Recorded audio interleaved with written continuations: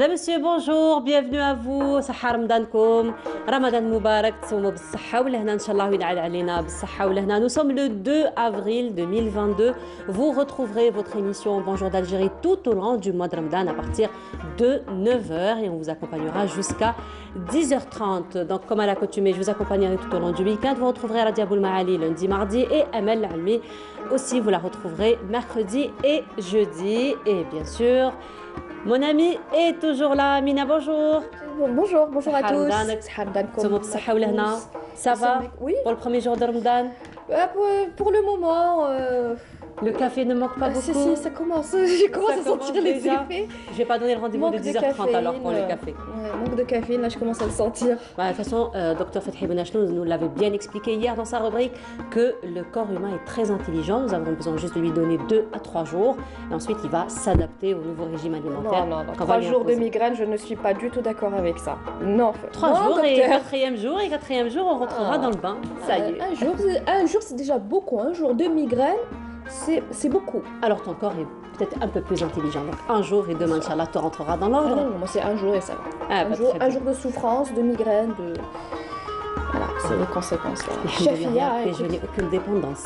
Même si j'adore le café et le thé, mais ça n'a aucune incidence. Alhamdulillah. Alors aujourd'hui, Mina, nous sommes le 2 avril et le 2 avril coïncide avec la journée internationale des autistes. Et aujourd'hui, justement, nous allons parler donc de cette catégorie de la société, particulièrement avec l'insertion scolaire. Nous aurons avec nous un autiste justement qui est très particulier, très intelligent. Donc là, ça prouve que c'est une catégorie qui a juste besoin d'une bonne prise en charge, et non seulement pédagogique et psychologique aussi. Ce matin, nous parlerons également d'entrepreneuriat, encore une fois, n'est-ce pas, féminin? Entrepreneuriat d'une manière générale, mais particulièrement au sein des universités. On a vu, Mina, qu'à chaque fois, il faut dire que les étudiants nous impressionnent à travers tous les projets, tous les événements qu'ils organisent à travers leur club scientifique. Et cette fois-ci, donc, ça va être l'incubateur de Sidi Abdallah, l'un des premiers, si ce n'est le premier incubateur, donc, qui a été mis en place pour l'accompagnement. Nous en parlerons justement ce matin à travers 2 programmes d'appui qui seront donc mis en place. Nous parlerons également ce matin du SILA. Aujourd'hui, c'est la clôture donc, du SILA, donc du salon. C'était hier. C'était hier. Dans ma tête, c'était le 2. Je suis restée sur le 2. Mais non, c'était hier. C'était effectivement hier, après 9 jours d'exposition. Il faut dire que cette année, le SILA a enregistré plus d'1,5 million de Les gens se sont rattrapés. Hein. On s'est rattrapé, effectivement. Ça prouve quand même qu'on a un bon lectorat. Exactement. C'est très positif. Oui, très positif. C'est une bonne chose. Et puis c'est un événement qui nous a manqué, il faut dire, après une absence de 2 années. Et il y a eu beaucoup de nouveautés lors de ceci-là. Justement, l'une des nouveautés sera parmi nous ce matin à travers une auteure qui, elle, a écrit un roman, cette fois-ci, qui parle un petit peu des maux de la société, mais surtout comment prendre en charge psychologiquement les victimes donc, de la société. Voilà. Et donc, nous parlons... Alors, question. Du moment que nous sommes en plein mois de Ramadan, tu manges de la viande, tu n'es pas végétarienne. Voilà. Du tout. La grimace veut tout dire. Alors là. La grimace veut tout dire. Tu as une préférence particulière pour une viande?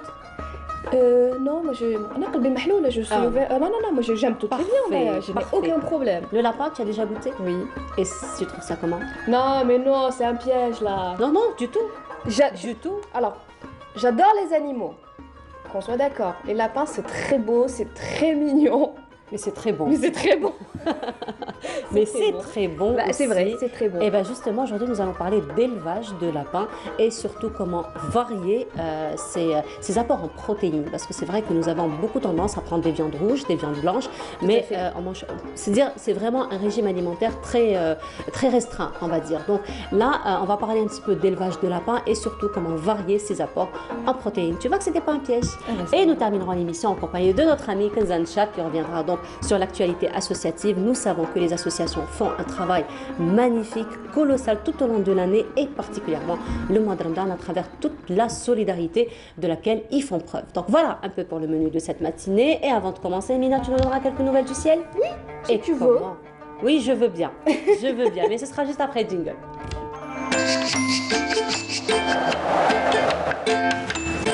La météo vous est présentée par Mobilis. موبيليس معا نصنع المستقبل. Nous avons eu un beau soleil quand même ce matin. Oui, ça va continuer. Ça va continuer, donc Ça va plus de continuer. pluie? Non, Non, malheureusement, non. Malheureusement. malheureusement. Oui. Bon, mais il faut dire quand même que nous avons été quand même assez gâtés pendant quelques jours. Exactement. Genre, moi, personnellement, j'aurais aimé que ça continue. Ça mais continue, bon. effectivement. On aurait aimé que ça continue, mais Exactement. bon, c'est le printemps, C'est il le faut s'y printemps, faire. ouais. Inch'Allah, peut-être dans les prochains jours, nous aurons un peu de Peut-être, pluie, on espère. probablement. Tout à fait. Mais sinon, aujourd'hui, il y a eu un beau soleil, il n'y a pas eu beaucoup d'humidité. Non, non, non. Non, Il a non. fait plutôt bon. Il un a fait temps plutôt bon, agréable, du moins. Comme on dit, dès que le rhum garahette, en fait. Voilà. Avec la pluie Avec la d'hier, pluie. Voilà. C'est un petit peu. Ça s'est Il y a rafraîchi. eu du sable aussi Mhm. dans l'air. Voilà, tout ça. C'est vrai que c'est c'était un parti temps avec. qui nous a un petit peu très étouffés, lourd. mais là, Très, on très retourne un lourd. petit peu à la normale. Non, mais là, ça va. Ça va. Mhm. On respire un petit peu d'air frais. Et on puis, va on dire. ressent le printemps qui s'installe. Exactement. Mhm. Oui. Voilà, donc les températures plutôt agréables aujourd'hui? Non, il fera un petit peu froid. Hein. Un petit- Voilà. Oui, oui. De toute façon, on l'a Voilà. senti ce matin. On l'a senti ce matin parce que bon, hier, je crois qu'il a fait frais. Il a fait Oui. frais. Voilà, donc Il ça a fait commence. froid. Il a hier. fait froid. Oui, il a fait froid. On a eu le droit à la totale hier. Non, mais ça va commencer à augmenter petit à petit. Ah, très, très bien. Un peu Voilà. plus de détails, Mina? Oui. Allez, c'est à toi. Merci beaucoup Nour, bonjour, rebonjour à tous. Eh bien, effectivement, on notera une nette amélioration sur l'ensemble des régions nord avec un ciel, un temps brumeux, notamment vers l'ouest et l'ensemble des régions intérieures, un ciel dégagé tout au long de cette journée, toujours sur ces mêmes régions, sur le centre.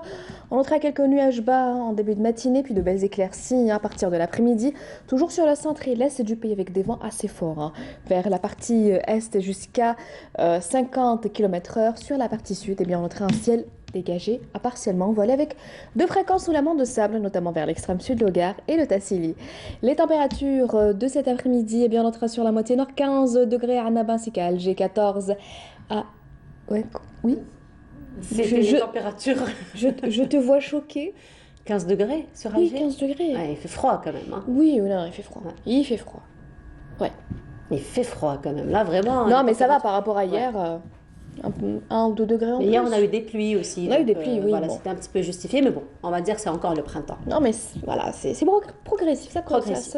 Ça augmente petit à petit. Ouais, je suis désolée de t'avoir interrompu à Ah, travers, le خلطي choc عليك, que j'ai alors. eu, à travers les 15 degrés qu'on va avoir sur T'es Alger. choquée. C'est le choc.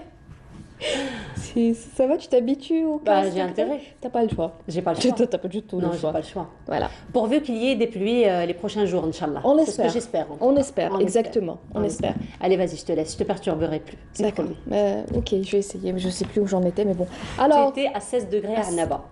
non, 15 degrés à c'est 15 Annaba. degrés à Annaba. 15 Alors, je degrés à disais Annaba. 15 degrés à Annaba, 18 à Oran, c'est un peu mieux, non? Oui. 23 degrés à Radaya, 20 degrés à Hassim, 33 degrés à Elizi, 35 Janet, 33 degrés à Tamarasat, et enfin la maximale atteindra les 41 degrés à Port Louis du Mourtar et In Gazem. On passe tout de suite à l'état de la mer pour cet après-midi. On notera une mer très agitée sur le centre et l'est du pays, agitée vers les côtes ouest avec des vents entre 40 et 50 km/h à l'ouest du pays, entre 20 et 40 km/h sur le centre, et enfin entre 50 jusqu'à 60 km/h vers les côtes est.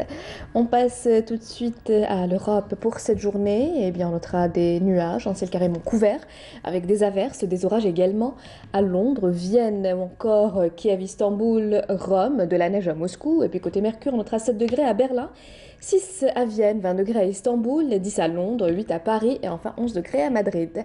Encore une fois, excellente matinée et à tout à l'heure midi.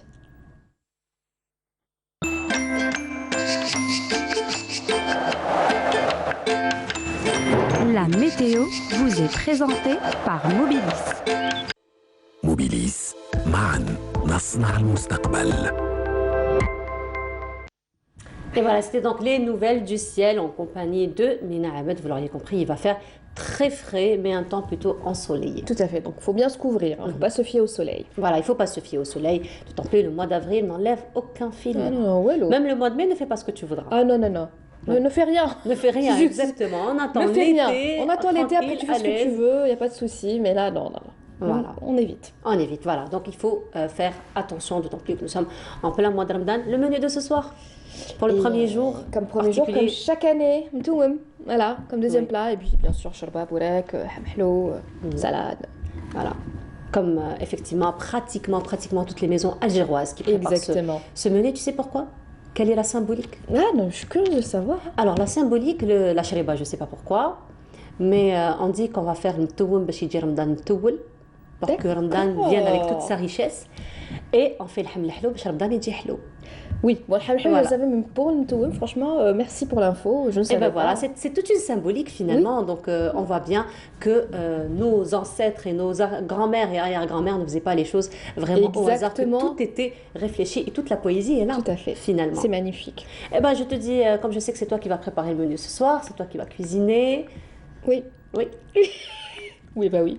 Ah bah oui, bien sûr. Je vais pas m'inviter le premier jour. Non, mais je ne vais pas écoute. m'inviter le premier jour. Non, non. Je suis pas de... Non, ça sera durant la semaine où je vais m'inviter. Bah écoute, la porte est ouverte. Hein. Allah يسلمك. En tout cas, Mina, merci beaucoup. On se retrouve tout à l'heure après le journal télévisé du midi, après celui de 19h. Et demain, pour Bonjour d'Algérie, à partir de 9h. Exactement. Et je te dis, Sahar Mdanek, encore une fois. Merci Mina, à tout à l'heure.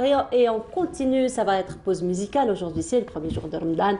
Et Messoud Curtis, justement, nous chante Ya Ramadan. Et on se retrouve juste après.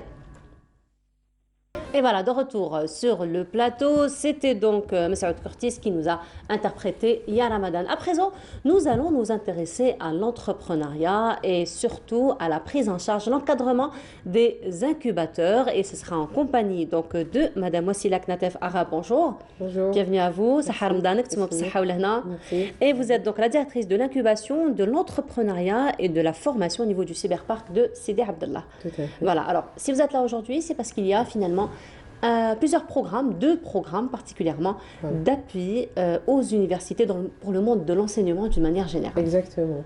Donc nous, donc l'Agence nationale de développement des parcs technologiques, l'ANPT, donc nous sommes sous la tutelle du ministère de la Poste et des Communications et nous sommes spécialisés dans les technologies de l'information, de la communication et numérique. Et donc nous accompagnons des porteurs de projets, des startups dans notre domaine. Enfin le plus connu c'est Sidi Abdallah, l'incubateur Sidi Abdallah, mais nous sommes actuellement dans d'autres régions du pays. Voilà, donc dans le cadre des collaborations intersectorielles, donc on a développé 2 programmes d'appui. Dans le premier, le bénéficiaire, c'est le secteur de l'enseignement supérieur et la recherche. Le deuxième, c'est pour le secteur de l'enseignement professionnel. Donc le premier, c'est en collaboration avec l'ambassade des États-Unis et l'université de Floride. Donc sur 2 semaines, nous avons fait une formation, une première session de formation pour 19 responsables d'incubateurs universitaires. Donc on a pu toucher 19 universités. Lorsque vous parlez d'incubateurs universitaires, est-ce que ça a un rapport aussi avec les clubs scientifiques ? En fait, ils sont dans c'est une autre structure. Donc dans la majorité des universités algériennes, depuis quelques années, donc ils se sont lancés dans des projets de création d'incubateurs dans l'université. Et ça existe un peu partout. Ce qu'on a vu lors de la formation, où on a eu 4 experts américains qui sont spécialisés dans les incubateurs d'université, où ils ont partagé leur expérience, les best practices, les méthodologies de développement, de création de ces incubateurs. Donc, je disais, 19 universités ont pu bénéficier de cette première formation sur 14 wilayas. Donc, c'était une formation virtuelle. C'était aussi l'occasion de réunir tout ce monde qui, pour la plupart, ne se connaissait pas.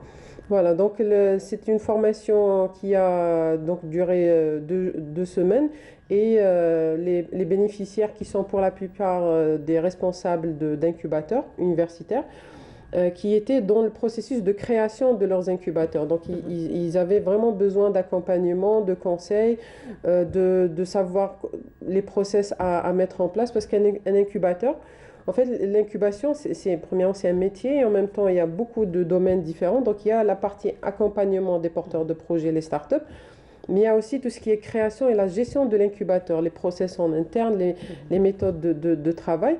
Et pour nous, au niveau de l'ANPT, c'est vraiment une très, très bonne chose que ces incubateurs d'université se créent.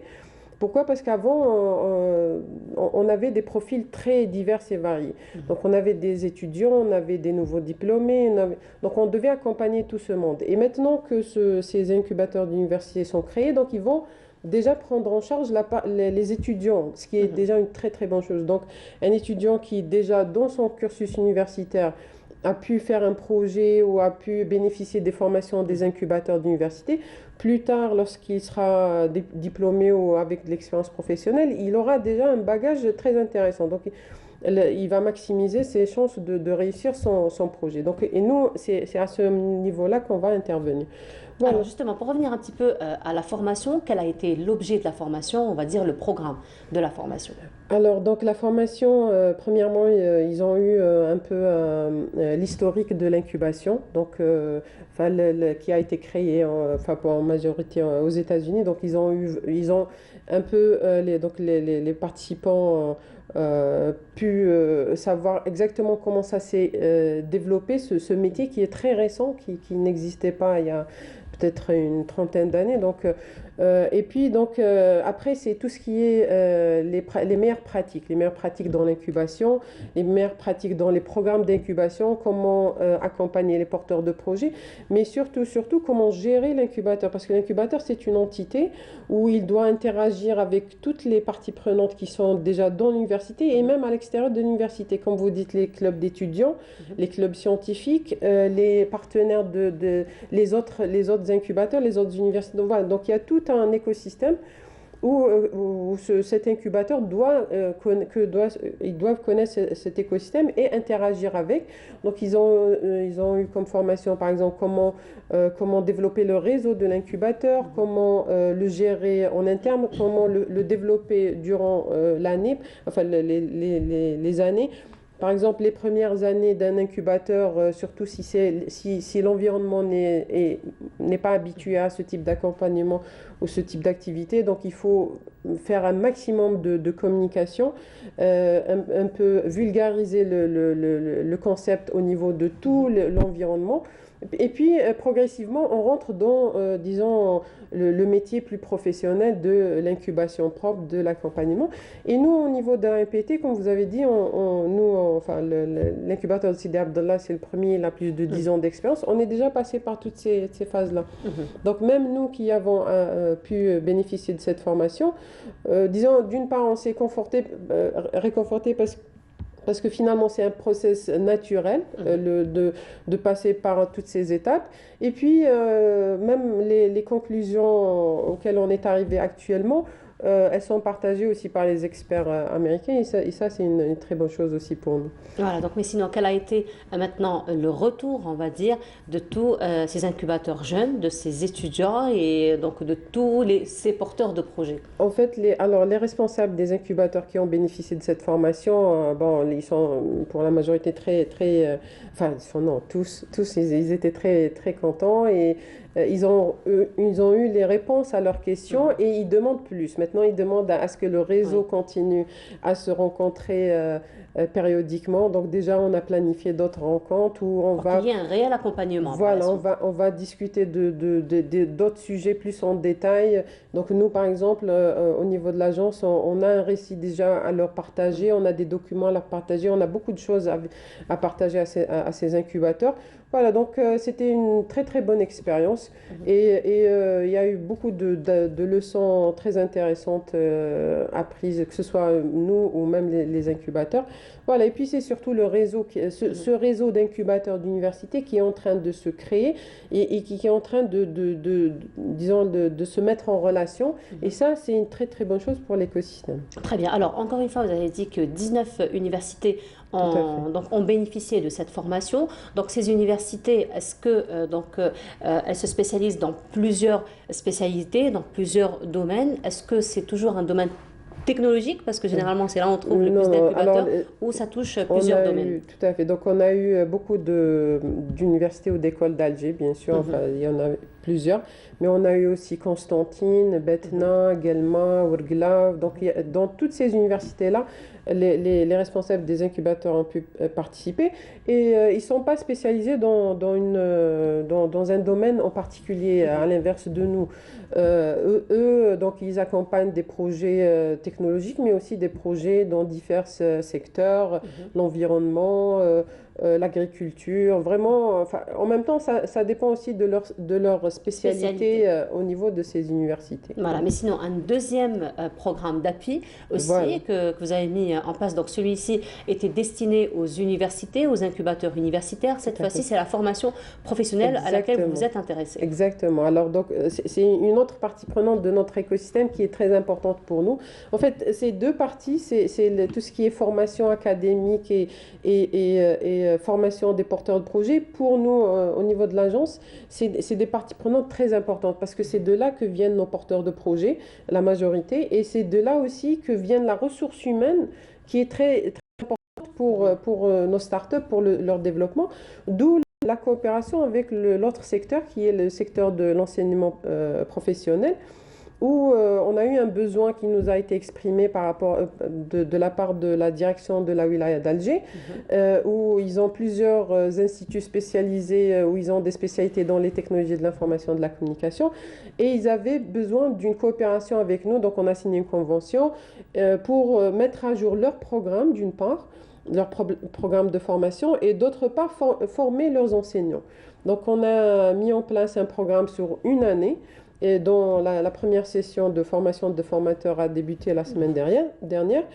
Et donc, c'est un programme dont l'objectif, donc la mise à jour des programmes selon nos besoins. Donc, on a pu se concerter, nous, plusieurs autres opérateurs, aussi des startups de chez nous qui ont contribué à l'élaboration des programmes. Donc, on a fait une mise à jour des programmes de formation selon le besoin. Et en même temps, on a mis en place un programme de formation des formateurs et des enseignants de l'enseignement professionnel pour aussi les aider à dérouler les nouveaux programmes élaborés. Et donc, la première formation a été, la première session c'est déroulé les 2 dernières semaines avant le mois de Ramadan. Et puis après le mois de Ramadan, on a aussi tout un programme jusqu'à la fin de l'année. Voilà, alors jusqu'à la fin de l'année. Donc on voit que quand même la formation ne se fait pas et on oublie après les incubateurs, bien au contraire, ou les enseignants, bien au contraire. Donc il y a tout un programme finalement d'accompagnement. Donc lorsque toutes ces formations se terminent, parce qu'il faut bien qu'elles se terminent, qu'en est-il après de l'accompagnement? Parce que c'est vrai que la formation, elle reste quand même, j'ai envie de dire, des acquis théoriques. Mais lorsqu'on vient pour pratiquer tout ça, pour appliquer tout cela, il faut dire qu'on se retrouve finalement en face d'une réalité. En fait, dans la théorie, tout est bon et tout est parfait. Et quand on arrive donc sur le terrain, on voit qu'il y a quelques obstacles. Alors, comment se fait justement l'accompagnement donc après toutes ces formations? Alors, d'une part, les enseignants qui bénéficient de cette formation, pour le cas des enseignements du secteur de l'enseignement professionnel, c'est tous des enseignants qui font déjà ce type de formation. Donc, c'était une mise à jour. Donc, pour eux, c'était... parce que les technologies de l'information et de la communication numérique évoluent très rapidement. Donc, il y a tout le temps de nouveaux programmes, il y a tout le temps de nouveaux langages. Donc, il faut rester à jour. Et nous, notre intérêt dans tout ça, c'est que les apprenants et les stagiaires issus de ces instituts qui vont se retrouver chez nous et dont un nouveau institut a été créé, il a été lancé début de l'année juste à côté de Sidi Abdallah, donc c'est à Rahmania.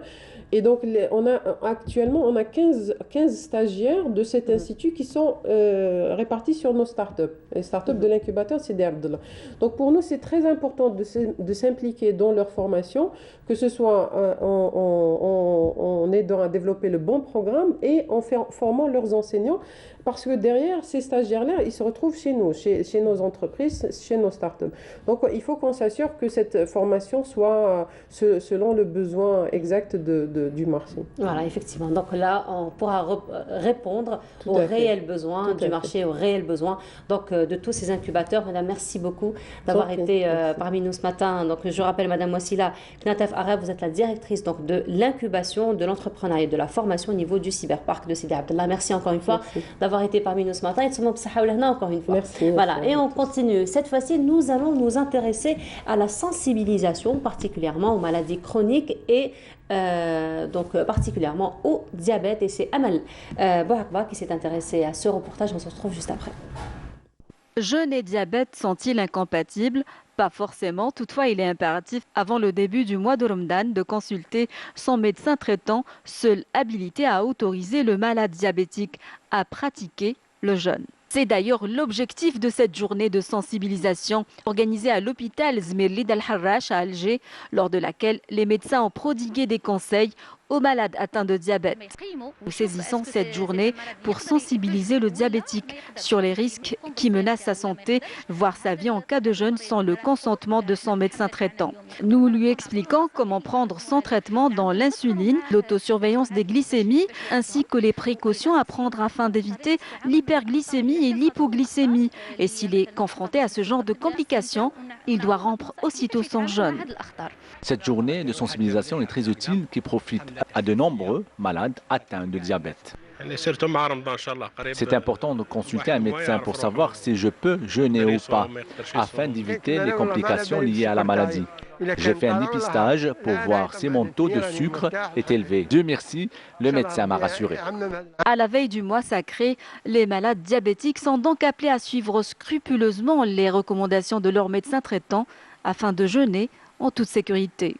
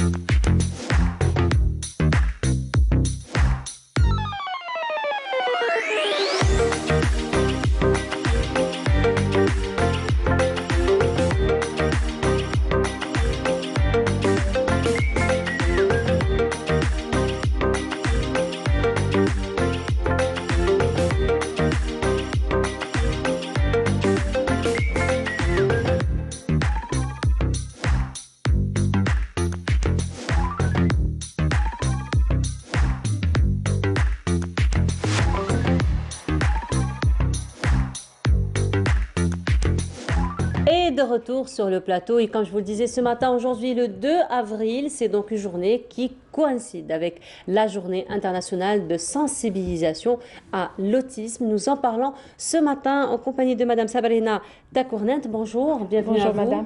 Et Bonjour à vous. vous êtes donc auxiliaire de vie pour autistes. Voilà, Et avec vous avec aujourd'hui, Amayas. Amayas, bonjour. Bonjour, Ça va Amayas? ça va?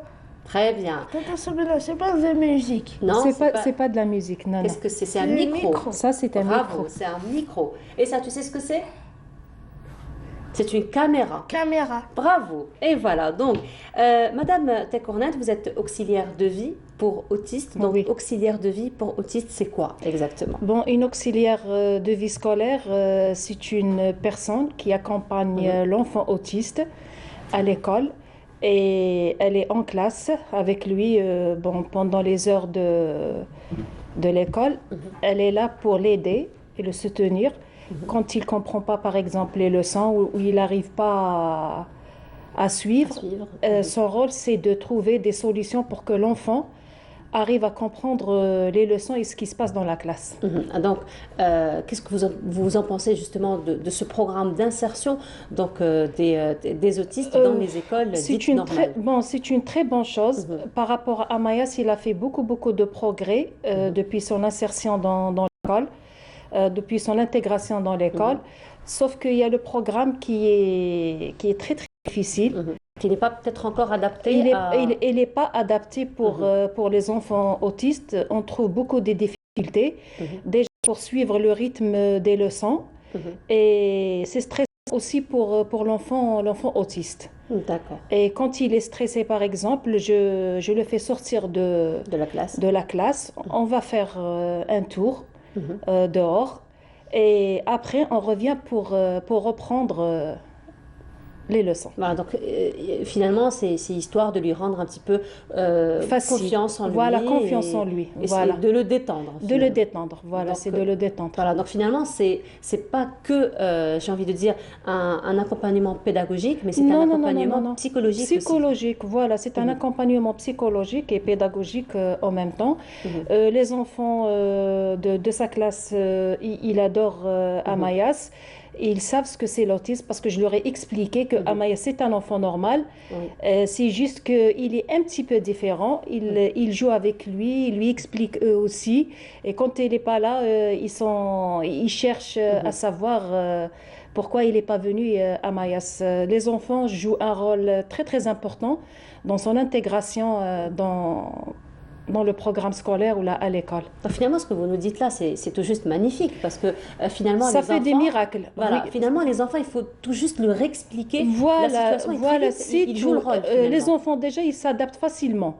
Et quand on leur explique, d'ailleurs, c'est des enfants, c'est des anges, ils se comportent comme des enfants. Très empathiques, ils ressentent les autres aussi. Oui, ils ressentent les autres. Voilà, c'est ça. Voilà. Amayas, tu as quel âge? Quel âge as-tu? Quel âge as-tu, Amayas? Tu as quel âge? J'ai. Oui. Oui. Il a 9 ans. Il a 9 ans. Et tu aimes ton école, Amayas? Et tu aimes ton école? Tu adores ton école? Tu adores. Qu'est-ce que tu dis à maîtresse? Qu'est-ce que tu lui dis, maîtresse? Tu aimes maîtresse? Tu aimes. Voilà. Alors, mais sinon, Madame Takounet, encore une fois, il faut dire que être auxiliaire de vie, ça demande aussi beaucoup de patience, ça demande beaucoup d'attention, ça demande beaucoup de concentration. Donc, est-ce qu'il y a une formation, justement, qui pourrait permettre d'avoir des auxiliaires de vie? Bon, une école spécialisée, il n'y a pas. Il y a des formations de quelques jours, mais je trouve que c'est peu. Je vais vous dire, pour être une auxiliaire de vie, il faut aimer On peut avoir des diplômes, on peut avoir ce que vous voulez, mais si on n'aime pas ce métier, on ne peut pas le faire parce que ça demande beaucoup de patience. C'est pas un métier. Beaucoup d'énergie. C'est pas facile à faire. Voilà. Alors, quand on est auxiliaire de vie, donc là, on comprend que vous prenez en charge Amayas. Donc, on voit qu'il fait beaucoup de progrès, donc il est très attentif, et ben voilà, il est souriant. Et donc, vous prenez en charge un seul enfant ou vous pouvez prendre en charge plus d'un? Sincèrement, on ne peut pas prendre beaucoup d'enfants. Si on a vraiment envie que l'enfant s'améliore et qu'il y ait des progrès, et un résultat, c'est un seul enfant dans une classe. Voilà, donc un seul enfant demande toute l'attention. Toute l'attention qu'il faut pour son bien-être. Voilà, alors justement, pour avoir plus ample connaissance avec le métier d'auxiliaire de vie, Sabrina Khlifi s'est intéressée dans ce reportage donc au métier d'auxiliaire de vie. On se retrouve juste après. L'enseignante de langue arabe commence son cours dans cette classe de 4e AP. Parmi les élèves, on retrouve Amayas, un élève autiste de 10 ans, en compagnie de son auxiliaire de vie scolaire. La scolarisation d'un élève avec autisme dans une classe ordinaire nécessite la présence d'une auxiliaire de vie scolaire.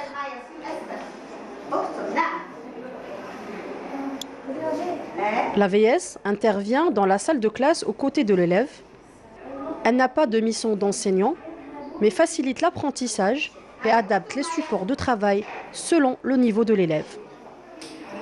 Elle aide l'élève dans l'organisation de son travail et passe le temps nécessaire sur les difficultés de lecture, d'écriture ou de compréhension que l'enfant peut rencontrer. Il y a des choses que lui, il peut les comprendre, il y a des choses qu'il n'arrive pas. Et le rôle que je fais, c'est de lui dessiner des fois ou de lui montrer des vidéos et de faire en sorte qu'il arrive à comprendre les leçons. Malgré que le programme scolaire il est très difficile, il n'est pas adapté pour les enfants autistes. On galère un petit peu, mais j'essaye de faire de mon mieux pour au moins qu'il arrive à comprendre 50% jusqu'à 60% du programme. À un certain moment, il est fatigué, à un certain moment, il n'arrive plus à suivre les leçons, le rythme des leçons. J'arrête la leçon et je le fais sortir pour déstresser un petit peu. L'AVS joue un rôle très important dans l'apprentissage des relations sociales. La récréation est notamment un moment propice pour aider l'enfant à créer du lien avec ses camarades. Elle doit lui apprendre comment se comporter avec les autres pour améliorer sa vie sociale. Amaya, je le considère comme une personne normale. Il est comme un frère pour moi. Des fois, je joue avec lui dans la classe et en cours, on on partage le goûter dans la cour et je joue avec lui. Et on mange dans la cantine et je ne le laisse pas tout seul. Amaya, c'est les gentils avec nous. On joue avec lui, on partage le goûter avec lui. La présence d'un auxiliaire de vie scolaire en classe est très utile. En effet, c'est un facteur essentiel du potentiel et des chances de réussite des enfants autistes.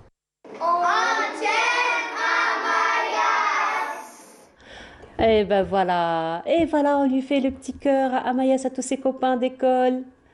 Tu as reconnu tes copains d'école, Ayman, dans le reportage? J'ai reconnu. C'était qui dans le reportage? Dans le reportage, il y avait qui? Maria. Qui encore? Ayman. Brahim. Oui. Asdi. Yanis. Bravo. Shajaden. Très bien.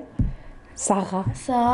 Très bien. Bravo Amayas. Alors justement, Madame Takonat, on a vu à travers le reportage en compagnie de Sabrina Khalifi que Amayas finalement fait les mêmes activités que les enfants dits normaux. Oui. Donc il passe au tableau, oui, il passe au tableau, il fait les exercices, oui.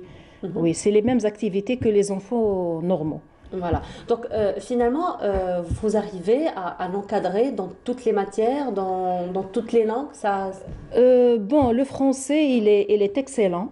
L'anglais, j'ai pas de problème. Il adore l'anglais. J'ai quelques difficultés en arabe. Il trouve des difficultés, mais j'essaye de trouver des solutions par.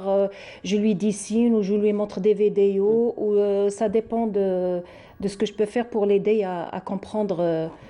Les leçons. Voilà, donc vous essayez toujours de trouver une solution, une méthode. Encore une fois pour qu'il comprenne la leçon. La leçon, voilà. Mais sinon, quelles sont les activités que Amayas aimerait faire ou aime faire? Mayas, ce qu'il adore faire, c'est aller chercher les escargots. Ça, il adore ça. Il adore dessiner. D'accord. L'anglais, il adore chanter en anglais, il adore écrire. Le français aussi, c'est pareil. Sinon, ce qu'il aime, c'est le dessin. C'est le dessin. Mais là, vous me dites qu'il aime aller chercher les escargots. Ça nous fait penser quand même à une petite chanson. Oui, bien sûr. Oui. Il pourra nous la chanter? Bien sûr, il va la chanter. Mayas, c'est un champion. Mayas, s'il te plaît, tu chantes la chanson de l'escargot? Une souris verte qui court dans l'herbe. On entend par la queue. On dit ces messieurs, ils ont trempé là dans l'huile. De l'eau, un escargot d'eau chaud. Bravo Amayas. Bravo. Amayas, qu'est-ce que tu aimes dessiner? Une souris verte. Tu dessines une souris verte? Une souris verte? Oui. Oui. Il dessine aussi SpongeBob. Il le dessine très bien. Oui, Mayas. Bzef. Ya hasra. Mais moi, je vais être jalouse là. Hein. Donc, il خدم معك photo. Oui, c'est le monsieur, oui. Il خدم معنا vidéo. Amayas, vidéo. Tu peux te voir là-bas. Tu peux regarder là-bas. Regarde là-bas la télévision, on va te voir. On va demander au réalisateur, tu vois? Voilà. Tu fais Amayas. هاهيك la télévision هنايا. Regarde ici à côté, regarde. Non, ici, regarde. Voilà. Tu te vois? Hada, c'est monsieur et madame qui sont en train de te filmer. C'est qui qu'on voit? C'est qui qu'on voit à l'écran? À la télévision? C'est qui? La télévision. C'est qui? C'est Tata Sabrina. C'est Tata Sabrina. Non, c'est Ama. Amayas. Bien sûr. Amayas. C'est Amayas. Voilà, Amayas.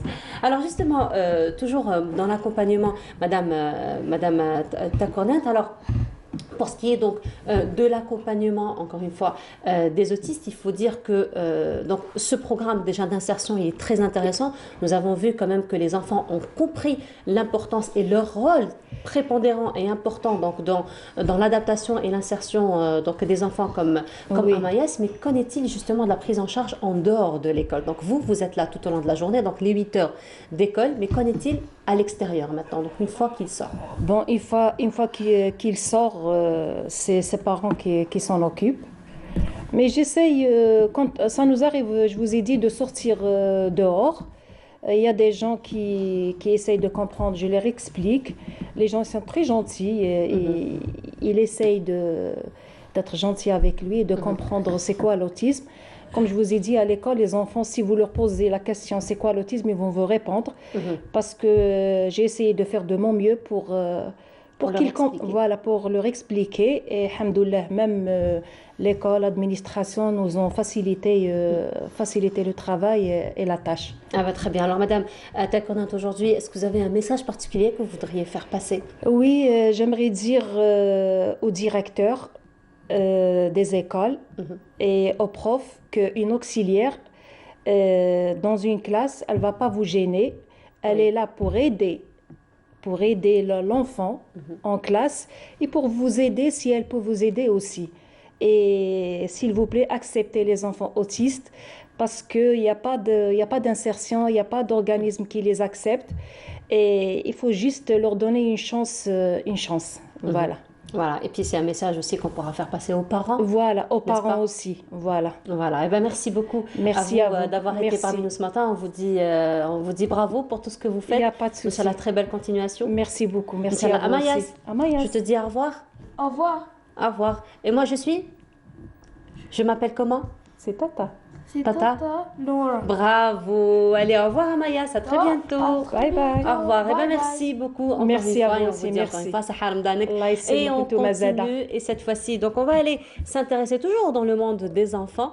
Et cette fois-ci, le jardinage pour enfants. Donc permaculture, c'est Riles Ould Hamouda qui s'intéresse à ce reportage. Et on se retrouve juste après. Nous sommes dans l'une des fermes de la Metija, plus exactement à Meftah, un endroit où l'on se reconnecte à la terre et toutes les tensions du quotidien disparaissent. Cela nous rappelle notre lien profond avec la terre nourricière. Jenel Hamid accueille aujourd'hui le projet de deux femmes, Imen et Safia, qui décident d'entreprendre et se lancer dans une activité qui a pour objectif de former les jardins citoyens de demain, consciencieux et sensibles à la nature. Permakids, c'est un projet dédié aux enfants, mais pas que. Donc c'est un projet qui traite de la problématique sociale qui est la déconnexion des enfants des milieux urbains à la nature ou bien au milieu social en général. Les solutions que propose Permakids sont des programmes pédagogiques et des sorties en plein air, des ateliers aussi en plein air qui leur permet justement de se reconnecter à la nature, aux autres et à soi-même et pouvoir justement découvrir ce que c'est la permaculture. Alors comment est-ce qu'on est tombé dans la permaculture, moi et Safia. Donc ça remonte à notre expérience dans l'associatif. C'était un appel de retour à la terre, on va dire. Retour aux choses essentielles de la vie, c'est-à-dire se nourrir sainement, pouvoir produire des fois ses propres légumes, travailler en collaboration avec les autres. Et aussi, on a été très sensible à l'éducation. C'est-à-dire comment préparer ces enfants-là.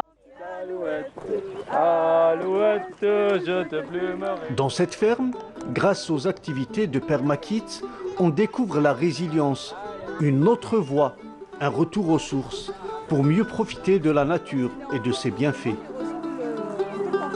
C'est une initiative qui peut aider nos enfants à se reconnecter avec la nature, faire des sylvothérapies, faire quelque chose pour le futur. J'aime voir les oiseaux et faire des plantes. Et j'aime voir la nature. Qu'est-ce que tu es venu faire aujourd'hui? Sauf les oiseaux, des femelles. Et qu'est-ce qu'on fait aux plantes? On les pousse. Comment? Avec des crânes.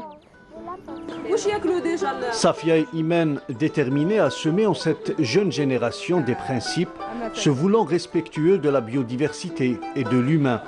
Former une génération éco-responsable n'est pas une mince affaire, mais comme le dit si bien la fable du petit colibri, elles font leur part.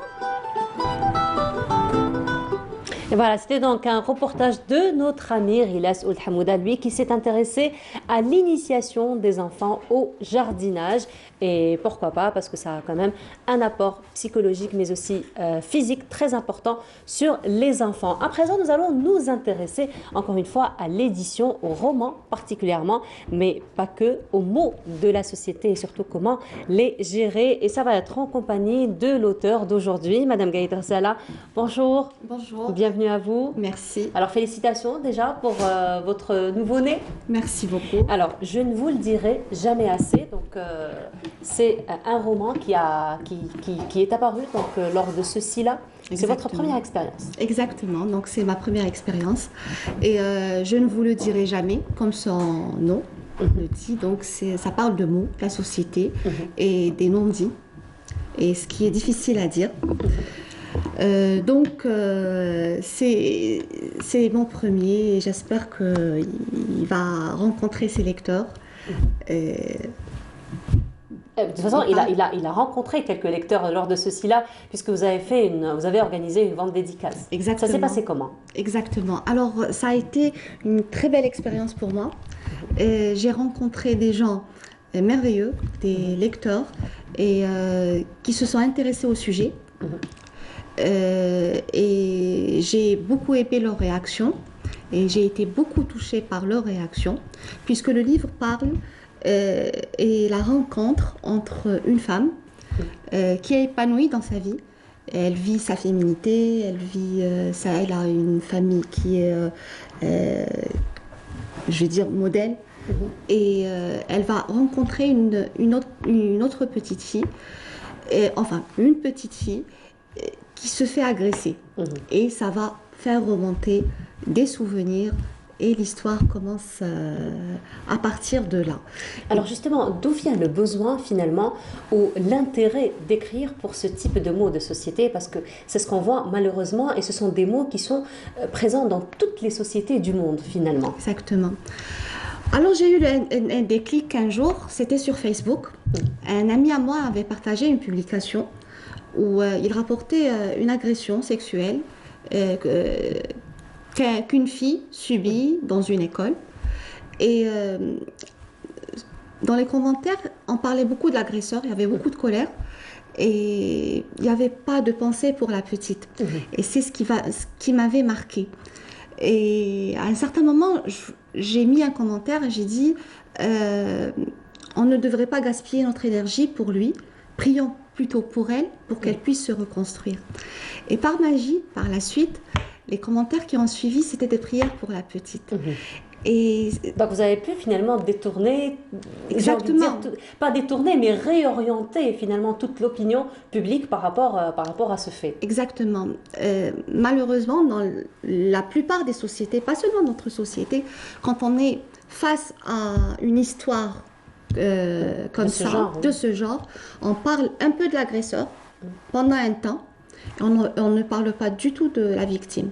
Et il n'y a pas le soutien qu'il faut, il n'y a pas le suivi qu'il faut. Et d'ailleurs, aussi là, j'ai rencontré des gens qui m'ont beaucoup touchée. D'ailleurs, il y a eu quatre personnes qui m'ont beaucoup touchée. La première m'a dit, vous savez, c'est des personnes qui vont reproduire. Et mon personnage ne reproduit pas, c'est une femme bien. C'est quelqu'un de bien qui a été une victime. Donc, si on est victime, ça ne veut pas dire automatiquement qu'on va être un agresseur ou qu'on va automatiquement reproduire la même chose. La deuxième personne m'a dit, et elle m'a troublée, c'était très troublant pour moi. Elle voulait le prendre. Après, elle a posé, elle m'a dit, mais je dois régler mon histoire avant de pouvoir le lire. Donc finalement, votre titre en dit beaucoup parce que là, on comprend qu'il y a beaucoup de victimes qui ne vous le dira jamais.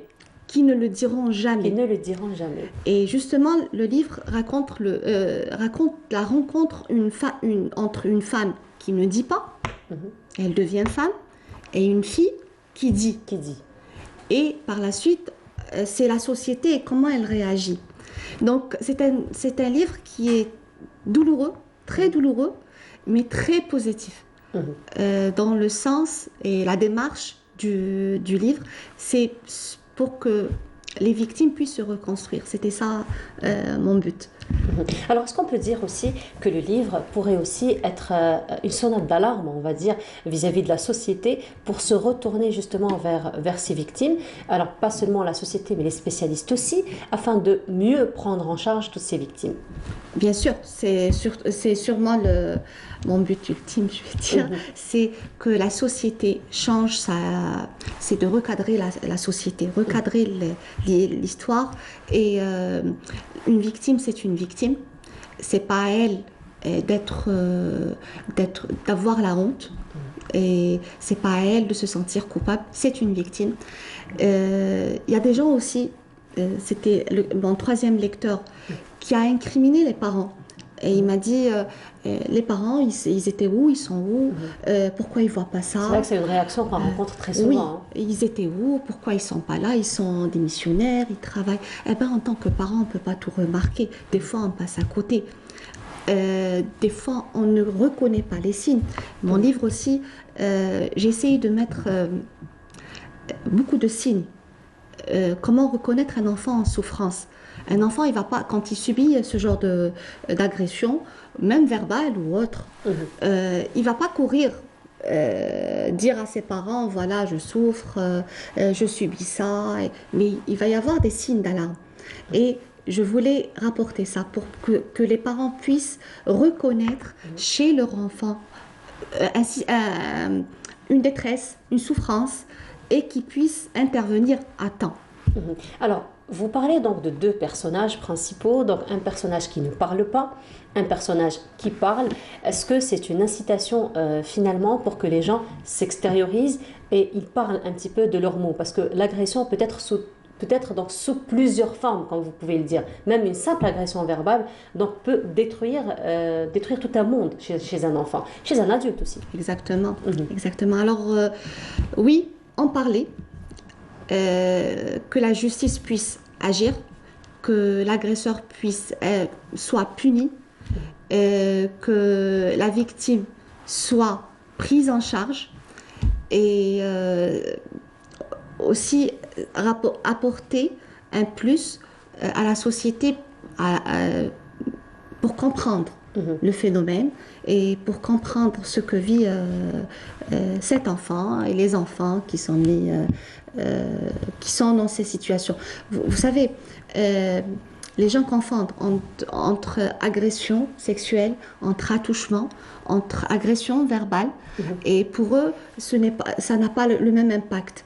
Et ça a le même impact, que ce soit un attouchement, une agression sexuelle, une agression verbale, une agression corporelle. C'est les mêmes dégâts qui se font sur la personne, et c'est des blessures de l'âme, et c'est difficile de traiter une blessure de l'âme si on n'a pas les outils, les moyens et les mots pour et si on ne prend pas les choses à temps. Exactement, exactement.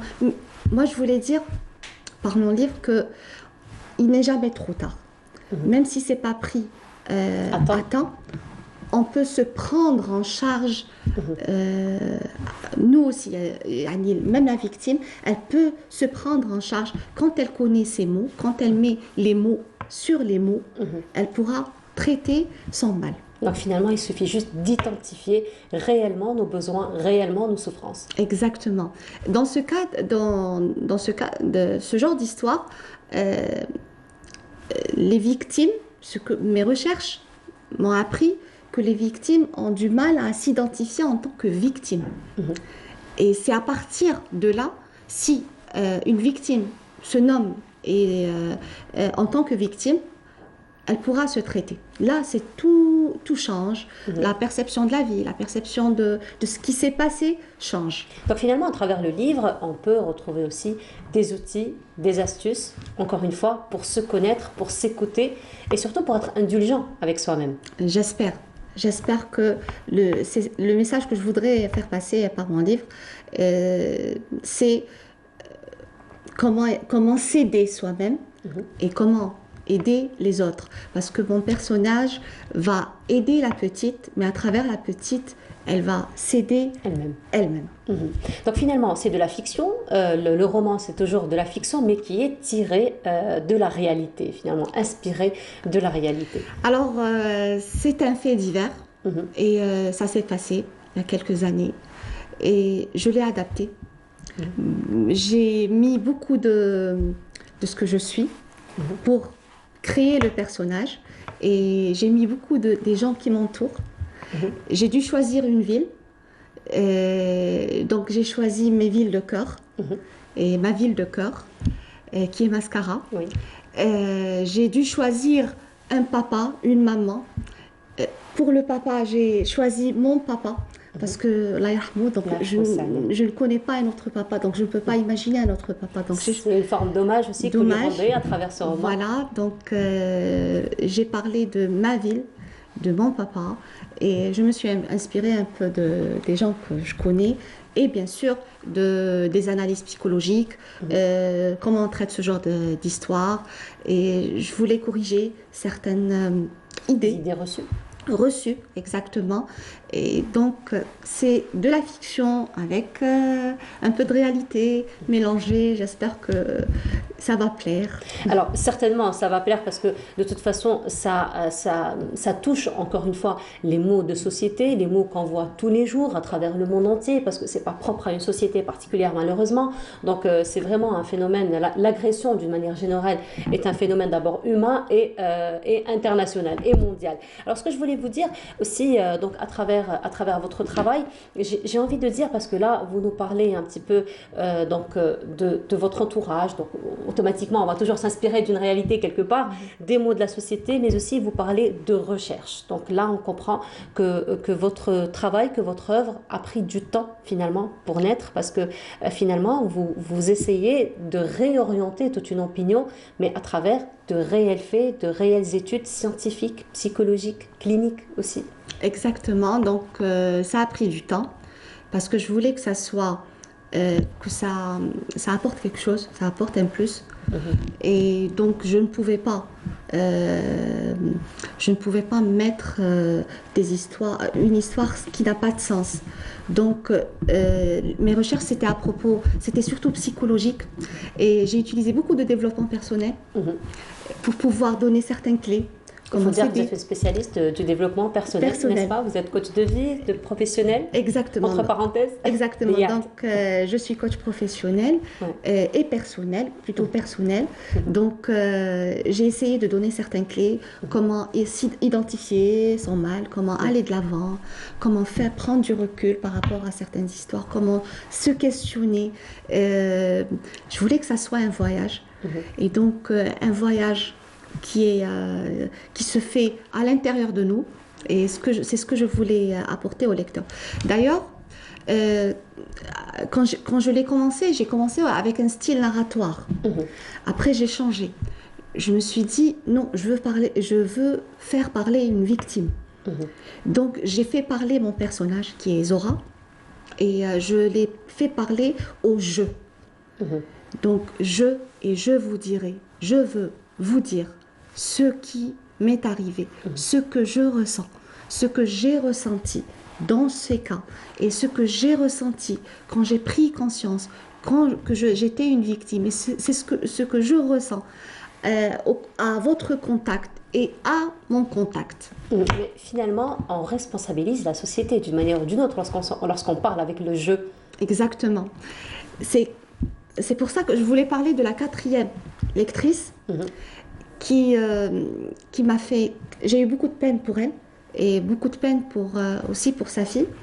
Quand elle a lu le sujet, elle m'a dit « Mais non, moi je ne veux pas parler de ma fille, de ce genre de choses. Et je ne veux pas lire. Et ma fille, moi, je ne lui parle pas des choses de la vie. » J'ai eu beaucoup de peine pour sa petite fille. Oui. Parce que je trouve qu'elle est livrée à elle-même. Et elle n'est pas préparée. Elle va apprendre les choses de la vie dans le tas. On ne peut pas ignorer les choses de la vie. On ne peut pas ignorer la vie. Elle est là. Que ce soit les sentiments de notre enfant, que ce soit ce qui se passe au niveau de son corps et qu'est-ce qu'il va vivre, qu'est-ce qu'il va rencontrer. On ne peut pas l'ignorer. Même si on fait semblant que ça n'existe pas, ça existe. Ça existe et c'est là. Et j'ai eu beaucoup de peine. Et c'est là où il y a le rôle des parents finalement. Exactement. C'est là où intervient le rôle primordial des parents. Et là, j'ai eu beaucoup de peine pour la maman, pour son désarroi face à la vie et pour sa panique face à la vie. Et donc je souhaite que c'est aussi une forme de protection, de protection, finalement. De protection, mais est-ce que c'est la bonne manière? Voilà. Est-ce qu'on peut ignorer la vie? On doit vivre la vie. Dans notre vie, sur notre chemin, on va rencontrer des gens bien, des gens moins bien, des gens qui vont nous apporter du positif, des gens qui vont nous apprendre des leçons. Et il faut faire face à la vie. Et donc l'idée, c'est prendre la vie et ouvrir ses bras à la vie, le bon, le meilleur, le mauvais, et faire avec. Et ben voilà, donc je ne vous le dirai jamais. Donc finalement, c'est un livre, une leçon de vie. On va retenir les choses ainsi. Merci beaucoup d'avoir été parmi nous ce matin. Donc Razia Al-Aradi Agaïd, merci beaucoup. Donc c'est votre roman, votre nouvelle expérience, Inch'Allah, à d'autres expériences, à d'autres écrits, pourquoi pas, à d'autres leçons de vie encore. En tout cas, merci beaucoup. On vous félicite encore une fois et on vous souhaite une très belle continuation. Merci. Encore une fois. Et on continue et toujours, on va rester avec cette ambiance de Ramadan, puisque cette fois-ci, nous allons nous intéresser au marché de gros et ce sera en compagnie de Amel Bouakba. On se retrouve juste après. 12 marchés de gros de fruits et légumes ont été réalisés par la Société nationale Magro, répartis à travers le territoire national, assurant annuellement le transit de 3 millions de tonnes de marchandises, de produits agricoles de large consommation. Parmi ces marchés, celui de Htatba, Indfla et Tlemcen. Ce marché couvre toute la région ouest, notamment Tlemcen, Mechria et Naama. Les produits agricoles sont disponibles en quantité suffisante.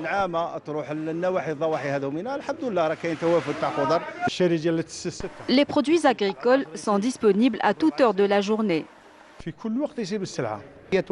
Ce marché de gros alimente la wilaya de Indfla, en plus d'autres wilayas limitrophes comme Chlef et Tissemsilt.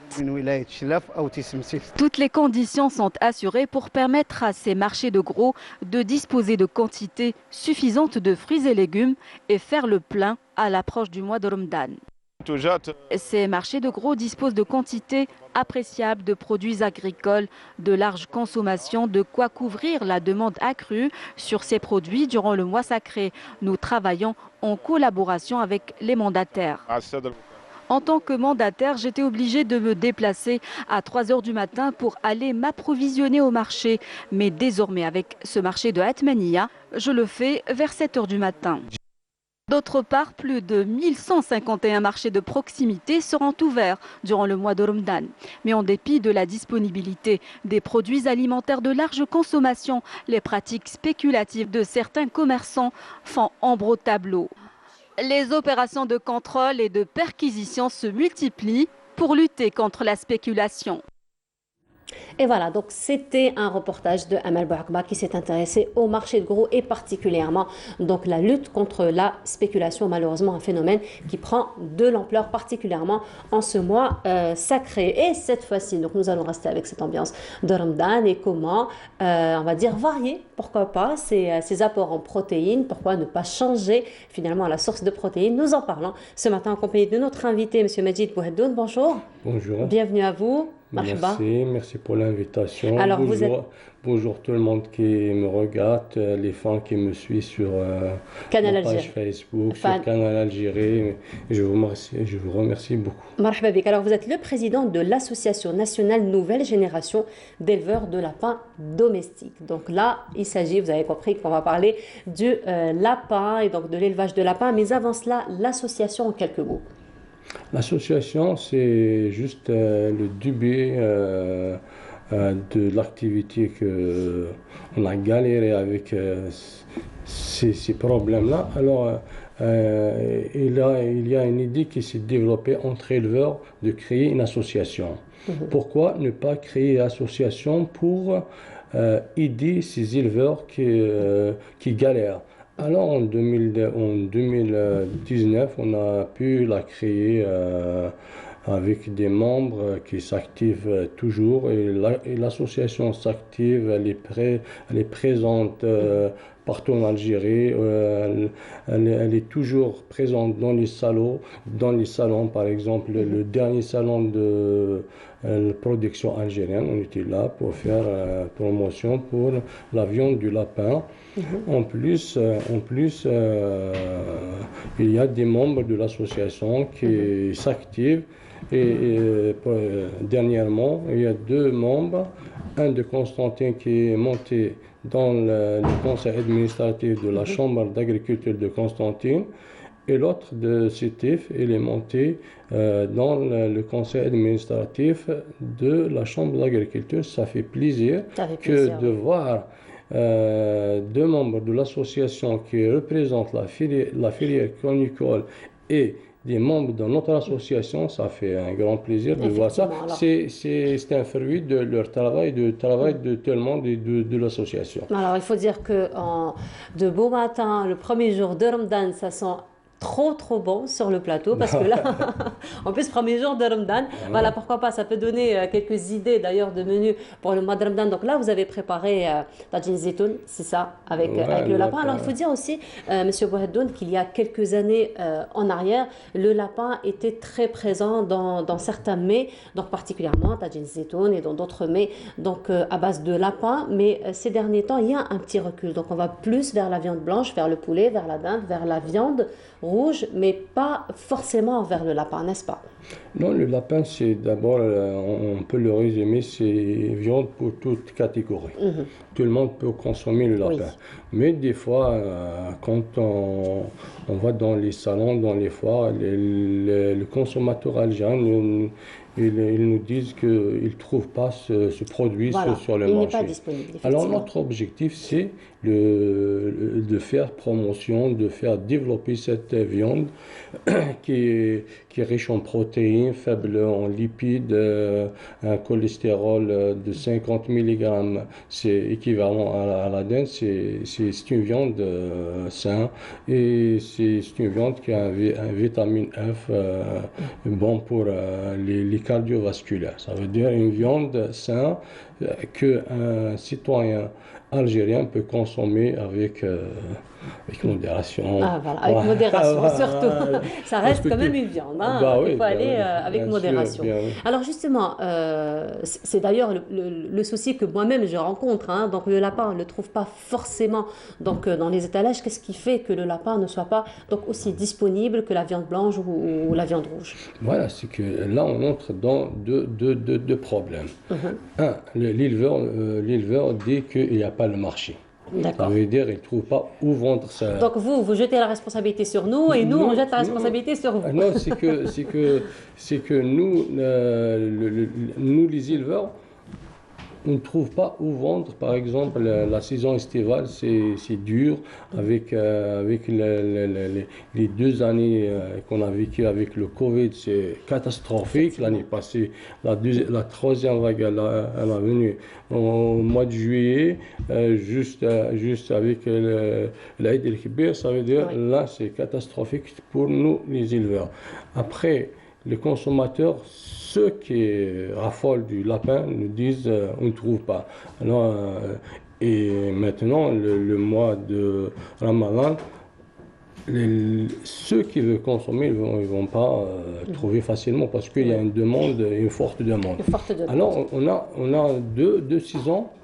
Il y a la saison où le produit s'écoule rapidement, et il y a une saison quasiment il n'y a pas de marché. Il n'y a pas de marché. C'est quoi comme saison? C'est particulier comme saison ou... Les saisons chaudes, ça à partir de mois de mai, juin, juillet. Après septembre, ça redémarre. Ça redémarre. Alors c'est ça l'objectif de l'association, c'est créer, c'est développer, c'est même aider à avoir des coopératives pour que cette viande soit organisée, pour ce lapin soit aussi organisé par des coopératives que la coopérative peut acheter, peut stocker. S'il n'y a pas des points de stockage, l'éleveur abandonne facilement.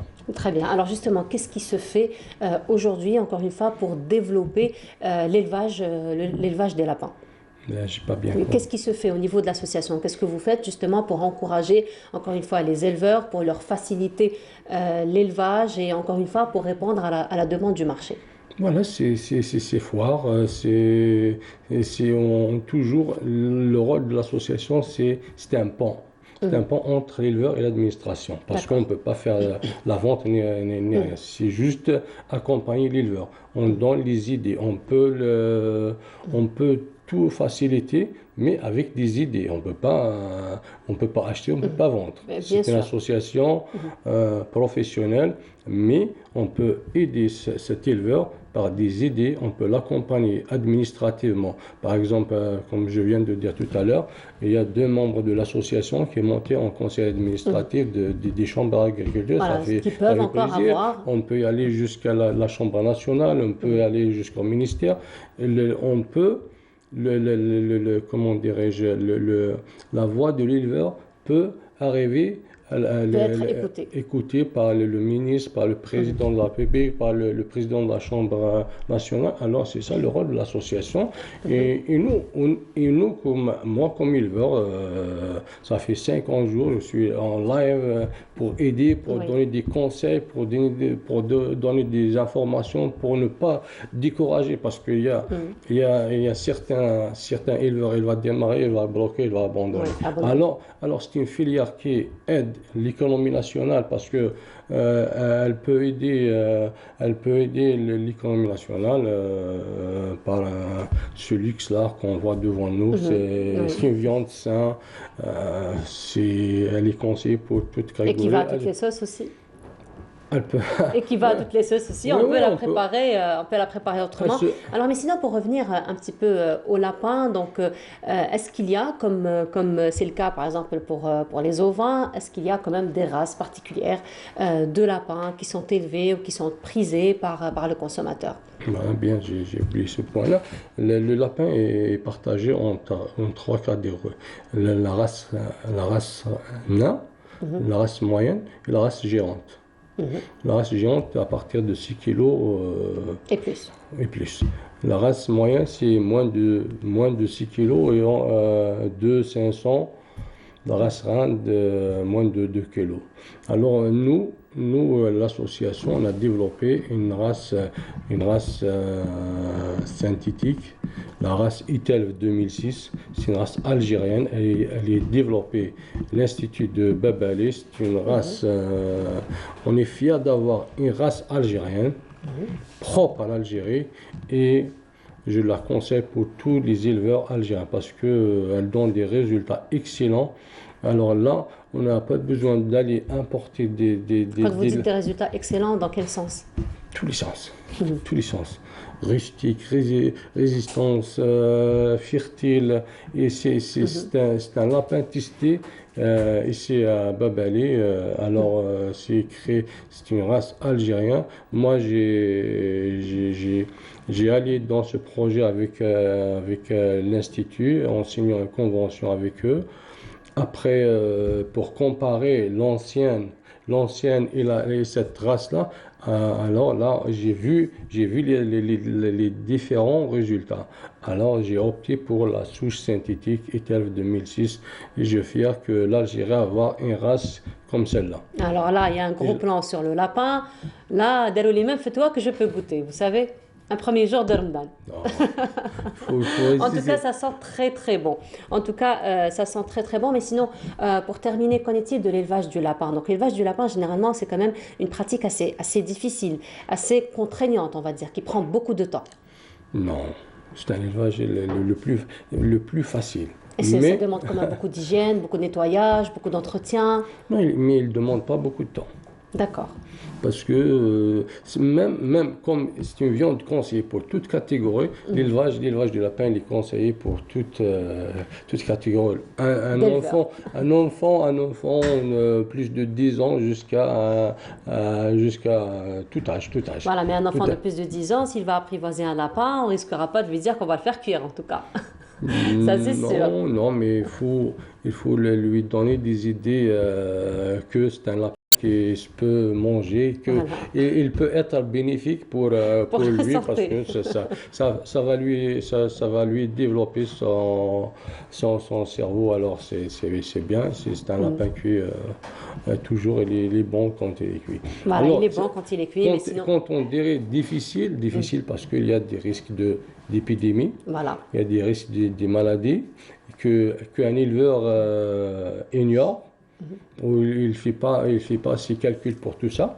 Alors, dans sa tête, c'est un élevage facile, on peut y aller, on peut foncer dedans facilement, mais après, quand une épidémie vient, alors là, comme pour tout type d'élevage d'ailleurs, donc là encore, c'est toute une prise en charge qui doit se faire. Il faut dire aussi que le lapin est très bon quand il est bien assaisonné, quand il est bien épicé, n'est-ce pas? En tout cas, merci beaucoup d'avoir été...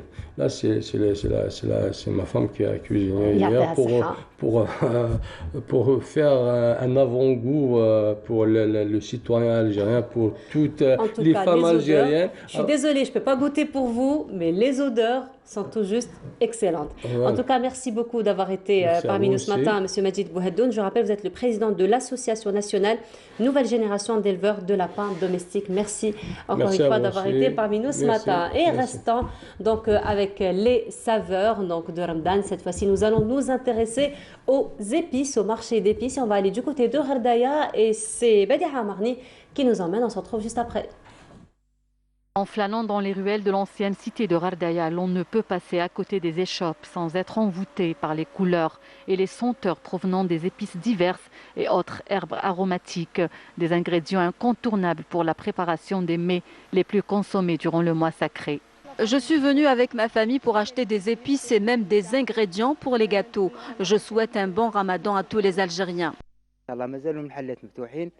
Nous faisons toujours nos achats pour le ramadan, de la vaisselle et surtout des épices. Nous préparons le mois sacré en faisant nos provisions ici, dans le vieux marché de Gherdaya. Les commerçants offrent une panoplie de produits de large consommation. Il y en a pour tous les goûts et pour toutes les bourses. Nous vendons des produits locaux et naturels, surtout les épices très prisées par les clients. Les dattes aussi qui ont une grande valeur nutritive et sont très consommées pendant le mois du jeûne. Nous travaillons avec les agriculteurs pour les encourager.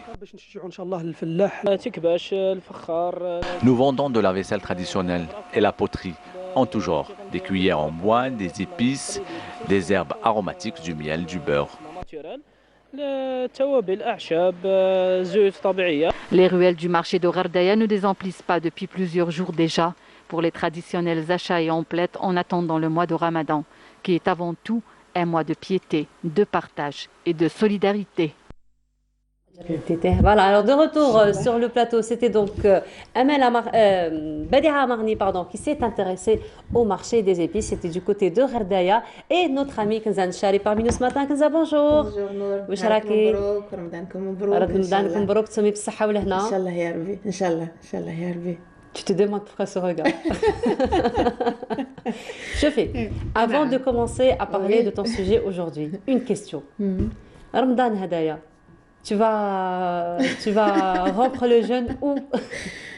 Certainement avec ma deuxième famille, mais exceptionnellement cette année, depuis 2016, c'est la première fois que je vais déjeuner, enfin rompre le jeûne, du moins pour le premier jour de Ramadan, avec ma famille, c'est-à-dire mes parents, mes frères et sœurs. Voilà. Et ça, c'est valable aussi avec tous les autres bénévoles de la Fondation Nestlé Khair. Finalement, tu vas faire leur connaissance le premier jour de Ramadan. Je les connaissais avant, mais après... Tu les connaissais avant 2016, mais depuis 2016 à aujourd'hui, il y a beaucoup de choses ont changé. Alhamdulillah. En tout cas, c'est ce que je disais en coulisses. C'est vrai que Kenza, comme on dit, tu fais et bravo pour tout ce que tu fais encore une fois. Mais sinon, aujourd'hui, donc c'est le premier jour de Ramadan. On connaît donc l'engagement des associations, des bénévoles lors de ce mois et tu as décidé aujourd'hui justement d'en parler. Exactement. Donc aujourd'hui, nous allons parler un petit peu comment est-ce qu'on peut participer aux actions de volontariat, que ce soit qu'on soit bénévole ou pas, adhérent à une association ou pas. Mais justement, vous qui nous regardez, on va un petit peu vous expliquer tout cela. Donc, il faut savoir que le volontariat, c'est la contribution de tous et durant le mois de Ramadan. Donc, on a deux manières de contribuer justement aux actions de volontariat. Donc, ou bien en faisant des dons, ou bien carrément en participant directement à l'action de volontariat. Donc pour ce qui est de la première qui est de faire des dons, donc on a deux manières. C'est ou bien on fait une aide financière, ou bien carrément on y participe. Donc pour ce qui est d'une aide financière, on peut contribuer, c'est-à-dire aller directement vers l'association et faire carrément un don. Pour ce qui est de la deuxième manière, c'est pour ceux qui ne peuvent pas faire le jeûne pour des raisons médicales et de santé et qui surtout ne peuvent pas rattraper leur jeûne par la suite. Là, ils peuvent carrément faire une compensation, c'est-à-dire ils font une aide financière justement à l'association. Pour la deuxième manière qui est une contribution, c'est-à-dire de faire un don en nature, là on a quelques images, c'est la troisième image.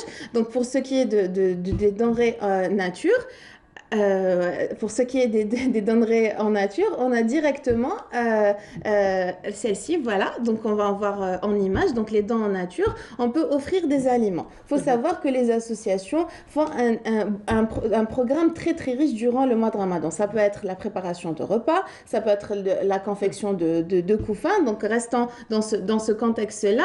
Parfois, on va le voir en image, il y a une image de couper l'ail, éplucher l'ail, pardon. Ça peut énormément aider. C'est vrai que un geste aussi simple, très simple, mais qui prend énormément de temps en laboratoire. C'est 2 ou 3 mains qui sont carrément mobilisées pendant toute la journée, or qu'on peut les utiliser pour d'autres tâches dans le laboratoire. Or qu'une personne qui est à la maison, elle achète ce qu'elle peut à la maison et elle l'épluche et par la suite elle le présente, elle le donne directement à l'association. C'est valable aussi pour les pois chiches. Les pois chiches aussi, ça prend du temps pour les mouiller. C'est un récipient qu'on va réquisitionner justement toute une nuit. Et, bref, donc une personne qui peut faire ça, qui n'a pas assez d'argent, elle peut acheter 1 kilo, 2 kilos ou 3 kilos carrément et les mouiller, voilà, et les laisser, voilà, et elle le donne aussi à l'association.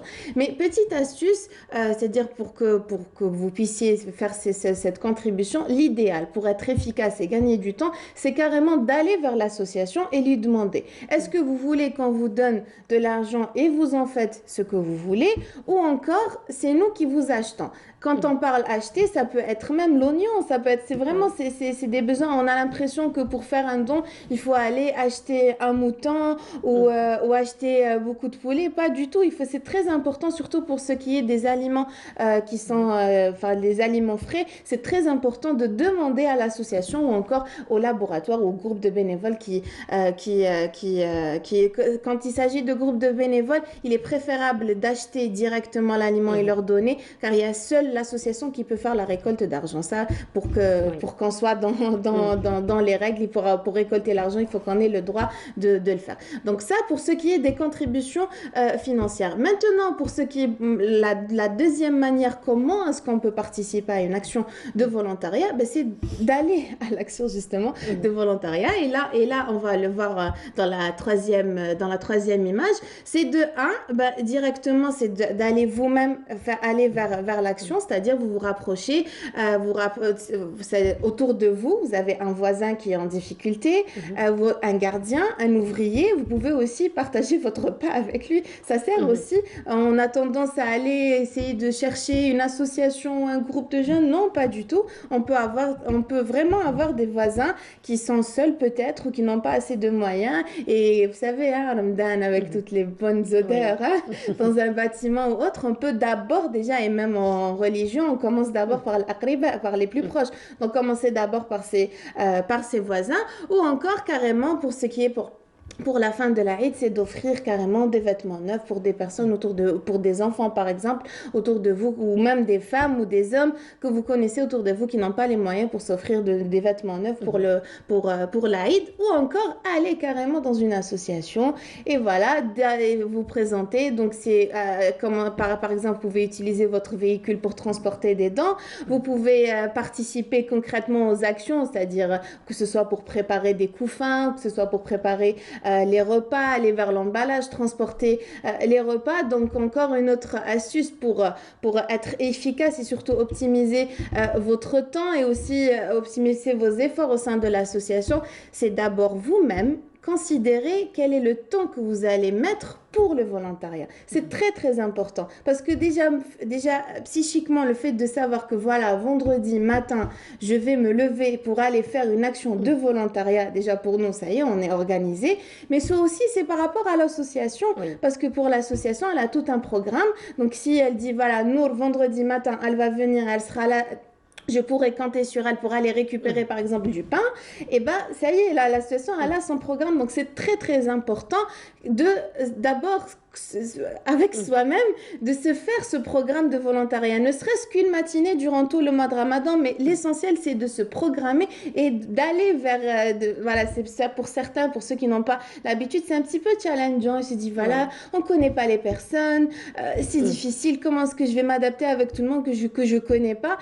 Déjà réfléchissez, pensez à une matinée, partez dans une association ou un groupe de bénévoles, vous allez trouver des personnes extraordinaires avec beaucoup de sourires et vont vous accueillir certainement quand on a besoin d'aide. On accueille tout le monde avec un grand sourire. Mais cher Nour, le Ramadan c'est pas aussi autour de repas et de couffins, c'est aussi, on peut aussi partager notre savoir à travers, surtout que maintenant il y a l'outil qui nous facilite beaucoup ce don de soi, c'est à travers les réseaux sociaux. Et là j'en garderai un très très bon souvenir. Par exemple à Janet, on sait très bien, le mois de Ramadan c'est un mois de piété, c'est un mois on se rapproche de Dieu, où on est censé encore lire le Coran davantage. On est censé lire le Coran davantage. Et j'ai trouvé des femmes, il y avait une muqri'a qui avait créé un groupe sur Messenger où elle lisait le Coran correctement. Et il y avait d'autres femmes avec elle qui ne savaient pas autant bien lire le Coran. Et elle le répétait derrière elle avec les mémos. Et là, la dame était en train de les corriger sur le groupe Messenger. On peut aussi faire des conférences, des conférences en ligne, et j'en reparlerai pour les prochaines chroniques, les rendez-vous avec que ce soit en technologie, bref, on peut faire des conférences, tout simplement partager notre savoir. Ce n'est pas que autour de la nourriture.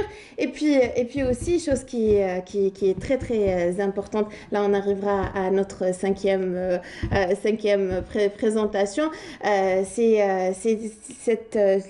faut absolument profiter de cet instant-là, mais pour pouvoir profiter de ces actions-là, il y a quelques principes que je souhaiterais partager avec vous qui sont très très importants. C'est d'abord d'accepter l'autre. Quand on rentre dans un laboratoire ou un groupe de bénévoles, quand on fait de la cuisine ou préparation de couffins ou une quelconque action de volontariat, et surtout le mois de Ramadan, c'est de proposer, mais n'imposez pas votre manière de faire. Ça c'est très très important parce que l'association a déjà sa manière de faire. Donc proposez, si ça va, ok, mais n'imposez pas, n'essayez pas de venir comme ça. Déjà que tout le monde est sous tension. Et sous tension, donc justement quand on est sous tension, c'est très important il faut maîtriser soi, donc il y a une maîtrise de soi qui est très très importante.